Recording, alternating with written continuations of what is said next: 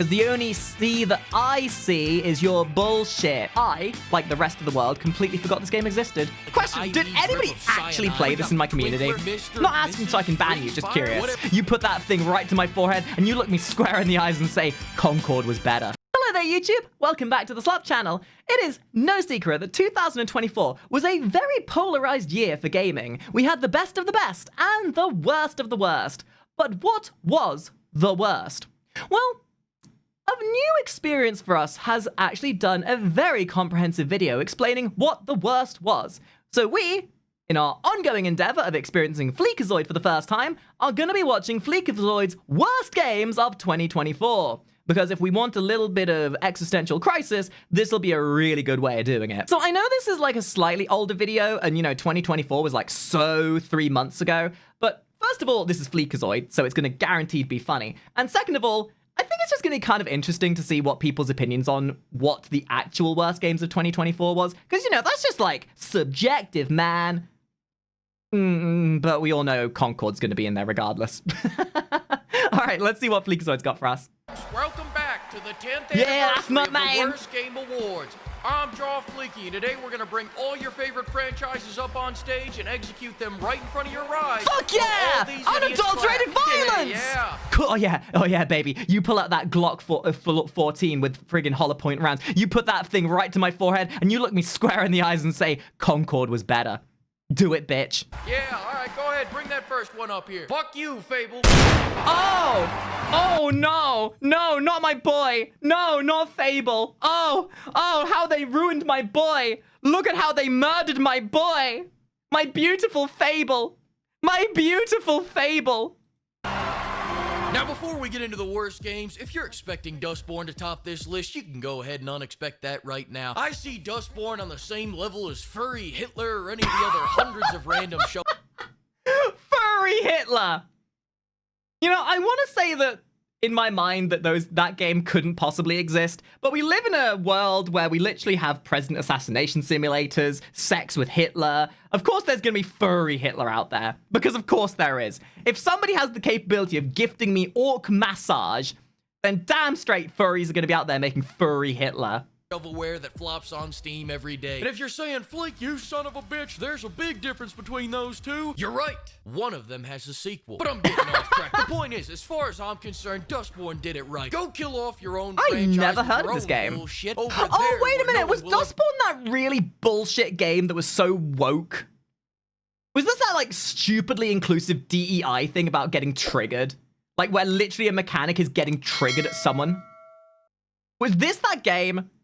Because if it is, ever see it instead of over here on a franchise I like, because that's how we get number 5, Dragon Age: The Veilguard. Oh god, Dragon Age. Again, an oh look at my boy moment. Bland combat, shallow RPG mechanics, and the best. So Dragonborn was like, hey, we got bland mechanics, bland gameplay, DEI bullshit, a complete desaturation of what they made the original Dragon Age is so good. And they were like, yeah, damn right, but guys, we can at least hold the prize that we were the worst game of 2025, that we are the worst action game ever. And technically, yes, they did. Because if Avowed had released any sooner, it would have taken the top spot. If you guys thought Dragon Age Veilguard was the most low bottom of the barrel kind of bullshit, Avowed said, hold my beer and watch this.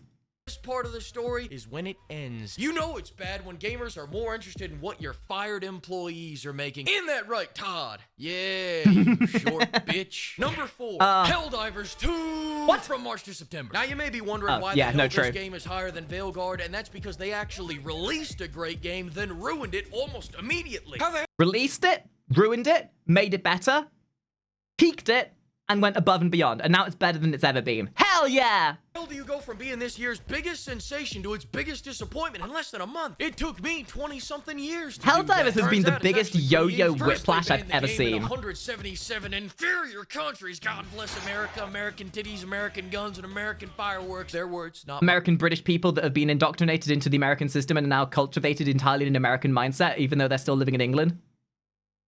Thanks, America. And then after they cut the player count by 75%, Breaking Bad reference! Breaking Bad reference! Oh, no, it's not. No, it's not. By nerfing I thought that was Saul Goodman. Like, and then justifying those nerfs by... Hey, before the video goes any further, I just want to let you know that we have a Patreon, where you can support me, the fantabulous Makari, and get awesome perks for it, such as behind-the-scenes footage, early access, patron-exclusive reactionaries, and voting on future content, and so much more. Or heck, you can even just follow for free to get updates on all the goings-on within the Kari mansion. With all that being said, thank you very much for listening, and please, enjoy the video. Saying, give it a chance. No, but it's all water under the bridge now. I will say, Helldivers is a very good example about how you can speak with your wallets. 77 countries are still... Okay, the difference between this and other games, the developers of Helldivers actually listened. They were willing to compromise on their ideals. Developers who aren't fucking suck. And here's the thing. And no, I'm not doing the meme. When you have a power fantasy with no competitive end, no PvP, nerfing things only makes people feel worse. In a power fantasy, you want power. So the second you start nerfing that for no reason, for the only purpose being is the ideal of the developer, then you completely ruin that connection and idealism that the audience are having with the game. Warframe. And the thing is, if your game has no competitive edge, no need, nerfing things only ever does bad things for your game. There's ways of balancing things that feels great, and I get it. Sometimes you need to adjust things, but you have to be able to make things feel powerful. No one likes feeling the power being taken away from them. And I get it. There's compromises to be made. You need to make sure things are balanced to a degree. But the kind of nerfs you do, a la Warframe style, just feels shit. Give people their fantasy. And the difference here being is Warframe didn't listen and now the game feels neutered as all hell. Helldivers did listen and they buffed the fuck out of people to a point where it feels balanced and great to play. Banned, but peace has returned to Helldive. Motherfucker! Todd, I'm sorry about what I just said before. Get up here. I got a handcrafted trophy for you. Just kidding. It's an empty box. Fuck off my stage. Go back to your booster seat. Number 3. Good old Todd Howard. About this year's punching bag of the gaming universe. The quadruple XL flop overweight watch. Ah, there it is. Did you not just hear there what I said? It is. I said die where no one else will see it. When you spend $400 million fucking dollars, now I gotta see it. Despite everyone attributing the failure of Concord to the oversaturated market of hero shooters, it actually came at the perfect time to penetrate the market. Fellas, somehow, after 8 years of development hell, they... To be fair, Concord flopped so Marvel Rivals could rise above and show what an actual good game looks like. Like so many people, I remember seeing so many people were saying, oh, it's just because there's nobody likes hero shooters, you know, man. Like, Concord only failed because, you know, Overwatch has the monopoly. Nah, dude. Nah, I'm sorry. Marvel Rivals then came out later to prove that that was complete and utter hogswash. They managed to perfectly line up their release date to be exactly when Overwatch fell off and left a wide open door for any decent hero shooter to take their spot. Now, unfortunately for Concord, that door was not wide enough for DAW, so Marvel Rivals slipped in there instead. Yeah, damn right it did. I don't need to play as characters. Concord's biggest problem, other than blandness, was the DEI bullshit. And here's the problem. Guys, I get it. Inclusivity and representation is great. But people play video games to get away from the real-world problems. People don't want real-world bullshit creeping into their games. People don't want to have to look at ugly-ass characters. People play these games to look at gorgeous characters. Like, when you play a game, dudes and gamers want to look at ass and titties and big explosions. If you're putting in ugly-ass characters who only are ugly because you want to be inclusive, you're not only bringing in real-world politics, but you're making your game horrendous to look at. And this is what's known as the abrasive tendency. The more abrasive and the more friction you make in the game, and the more you put in to make people question your game, the less likely people will be to play it. Marvel Rivals showed how you can do that properly. Ass and titties and great gameplay. Gameplay and ass and titties. That's all you gotta do. Deadlift 400 really that every simple. Time they get up from a chair because one's more than enough. Other than making Overwatch worse by putting its gameplay on DAW's diet. It's not misogynistic to have big titty anime women in your game. It's not. Add weekly. It's not. What's the word? oppressing women to have objectively sexy women in your game. It's called sex appeal. Sexy women exist, and it's fantasy. Fantasy. Because the only C that I see is your bullshit. Cinematic, Sony, not again. Come over here. Listen, we already have 15 seasons of Man vs. Food. We didn't need to see Dog go for another 20. You finally made a game that didn't have 30-minute walk and talk alongs, and it won Game of the Year. Look at that, buddy. Todd wasn't even up there. No, it wasn't because he couldn't reach it. You know, because of his short height and all. Anyways, what I'm saying is take a hint. Leave Todd alone. He's been bullied enough. I'm sorry, I meant Ubisoft. Where you at? Number 2, Ubisoft. Please just surrender to Tencent already. After all those times. Guys, I'm gonna say it. With Assassin's Creed botched as much as it is, I see a world where in like maybe 2 years' time, Ubisoft's going to tank. I think Ubisoft is going under. In fact, I think Ubisoft is already under, and they're just scrambling as much as possible to make as much money before the inevitable buyout happens. Like, there's already a lot of talk about the fact that Ubisoft is being bought out by some big rich people to liquidate it. I can see it happening. I don't think Ubisoft's gonna be around. Like, the new Assassin's Creed? Ooh, no. Times you Frenchies surrendered, now's when you start putting up a fight? But all kidding aside, Tencent's just a new flavor of shit, pimps. But Ubisoft, you've been fucking up for years. You kind of brought this on yourself. You've ruined half your IPs, the other half you've forgotten about. And because of your NFT game, I just discovered you got Rayman somewhere doing coke off a cowgirl's ass. Listen, I'll wish list that and research that later. It's not the point. The point is, they're at number 2. They did Rayman so dirty. Rayman got the Dungeon Keeper 2 treatment. Ugh. Because Ubisoft made so much dog shit this year, I had to lump The it thing is, into one worst Ubisoft games had gold in their hands. They had to actively be trying to sabotage themselves. They started 2024 by launching their quadruple A mobile game that cost them a couple $100 million to make. Skull and Bones! I, like the rest of the world, completely forgot this game existed. How do you, like, this is the Battle Royale conundrum, right? You don't just release a game that is a game mode. Like, the reason why you don't get new Battle Royales that is popular is because if you release a game that is nothing but a single game mode, it's gonna get fucking boring. Skull and Bones was supposed to be that thing that emulated Black Flag's ship mechanics. But the problem is, with that and Battle Royales, if you've only got one element of game that works, it's gonna burn out really fucking quickly. Not to mention the other bureaucratical bullshit that went behind Skull and Bones. It's no surprise that it flopped immeasurably. Especially, and the only reason why things like Fortnite and PUBG are still relevant is because they've A, been around for so long, B, innovated and become more than just a battle royale, and C, they have a captive audience held at gunpoint.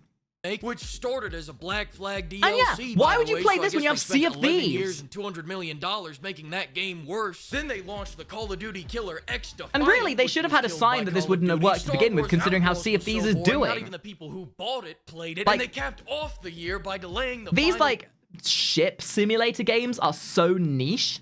Sea of Thieves remains popular because it's just really accessible and easy and good on the eyes. Skull and Bones look like the PUBG of ship pirate games, but at least in, you know, Sea of Thieves you can do more than just be a pirate, I guess. Still, nailing their coffin to 2025, replacing their big finale instead with not one but 2 NFT games. Now, Ubisoft, how much of Rayman's supply did you? Okay, one big thing, and I'm going to say this is like an analytical thing. NFT games, and also gorgeous freeze frame, NFT games in the short term are a great idea for making money. In the long term, they're terrible. You want to know why? Because people who play your games don't want to have to be lumped in with something contentious. People who buy your games from a game development studio want to play games. They want to play good games and they want to play cool games. The second you lump in an NFT, you are introducing real-world bullshit. You are taking people's trust in your game and you're saying, hey, that is worth this amount of bottom dollar. This is worth these NFTs. The second you start bringing in sort of these, like, abusive tendencies where you're relying on people to integrate with a real-world mechanic that is, like, political and financially polarized, you lose all the faith you built up with your community. So yeah, sure. The idea of an NFT game, financially great in the short term, because you'll milk a few chumps out of their loose change. But in the long term, you lose the core of your fan base. Because, and I can't believe I'm saying this, gamers are not stupid. At least not stupid enough to not know when they're being completely hoodwinked. Gamers know the difference between a video game that respects their time and their money versus one that is milking them like a goddamn cow. And the second you put out an NFT game or a crypto game, you are telling your entire community you have zero respect for them and you see them as nothing more than cash cows. And that's it.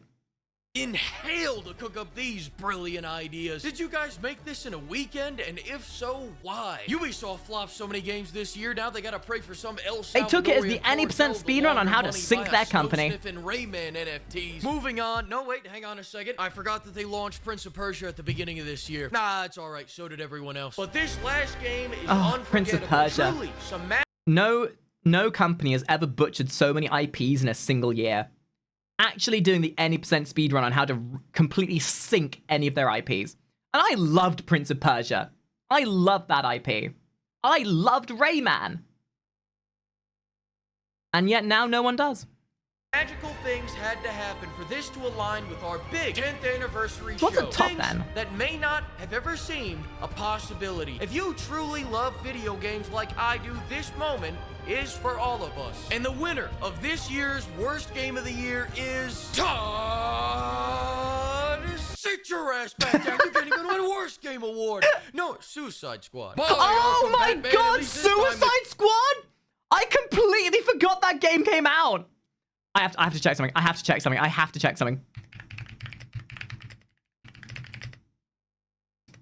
have a look. Ooh, okay, that's actually really high to what I thought it would be. How are there still 108 people playing this game? Are you crazy? Like, are these people actively engaged in scrotal torsion? Hold on, let's have a look. Game came out. Oh my god, its max player count was 13,000. What? Oh, and you had, like, how do you fuck that up so much? Anytime you have an existing IP like Suicide Squad or anything that is, like, really well loved by a community, you have to be trying so fucking hard to fuck that up. And you know what? I kind of get it. Suicide Squad, the reason why it's at the top is because it's a mix of every single problem we've had before. DEI bullshit, ugly characters, ugly graphics, boring gameplay, over-monetization. It has elements of every, like, whereas all of the previous games were bad for, like, very specific things, this is bad for every single reason why the previous games were bad. The chair's leather. Ah! Got jump scared. I bet you forgot this piece of shit even came out this year. So did I. I just added it 5 minutes before I was about to publish the video. Listen, I've got 3 videos on this game. I'm done talking about it. The game was bad, the cash shop was bad, and all the post-launch content was like Question, an IV did anybody drip of cyanide. actually play this in my community? Mr. Not asking Mrs. so I can ban you, Freeze just Fire, curious. Whatever they identify as. Then we got the social justice daughter of a hitman, and then just a chill guy. After all that, we got a regular old comic book character. Truly amazing. Their death rattle was a moment of clarity. Good for you, Rocksteady, but I'll never forget you took our Batman from Arkham City, Arkham Asylum, and Arkham Knight, then shot him not on a lazy boy, not on a 2-seat sofa, not on a lawn chair with a soft padded seat. That's okay, they'll retcon it. Embroidery, but That's it's an alternate alternative universe. Fuck you, Rocksteady. The only thing you should be remaking is your resume for when your Again, studio shuts down. See what I mean? Every element that made the other games bad combined into one. Butchering existing IPs, terrible gameplay, DEI, unnecessary ugliness, bad combat, overmoney. Literally, holy shit. Let this go. My hate for this game is generational. I'm gonna put my hate for this game in my will so my grandkids inherit that shit. Then I'm gonna take all my anger and go have a wonderful time with my family. And I hope all you pimps have a holly jolly Christmas too. Oh, Treat boy. yourself. Go get the new Stellar Blade update. And on January Yeah, 4th, Stellar Blade, baby. Damn. Now, if you don't mind me, I'm gonna go play some good games like Zenless Zone Zero and and Monster Hunter Wilds and all that other stuff. Guys, thank you so much for watching. If you guys agreed with this list, let me know down in the comments. If you think there were other games in 2024 that were shit, let me know in the comments. If you think there are games that have come out in 2025 so far that are pretty shit, let me know in the comments. And if you think that my tits are fat, let me know down in the comments. Or subscribe to my Fansly.